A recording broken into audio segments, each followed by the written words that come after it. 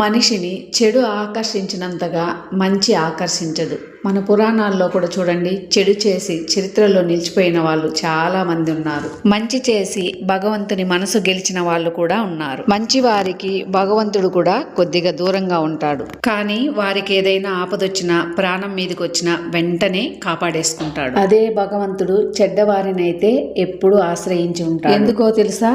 వీరిలో ఎప్పుడు మార్పు వస్తుందా, ఇంకో ఛాన్స్ ఇద్దాం, నా బిడ్డకి ఇంకో ఛాన్స్ ఇద్దాం అని ఎదురు చూస్తూ ఉంటాడు. ఇంకా మారలేదనుకో ఒక దెబ్బ వేసి కూడా చూస్తాడు. ఇంకా మారకపోతే ఇంకొంచెం పెద్ద దెబ్బ వేస్తాడు. అవునండి, నా మాట ఏం అబద్ధం కాదు. మనం శిశుపాలుని విషయంలో చూసాం కదా, 100 తప్పులు ఆడేంత వరకు ఛాన్స్ ఇచ్చాడు. అదే కంసుని విషయంలో కూడా చూసాం కదా, పాపాలు పండేంత వరకు అయితే ఎదురు చూశాడు. తర్వాతే కంసుణ్ణి సంహరించాడు. ఇంకా మారకపోతే ఫెడేల్మని ఆఖరి దెబ్బేస్తాడు. ఆ దెబ్బ ఎలాంటిదో తెలుసా?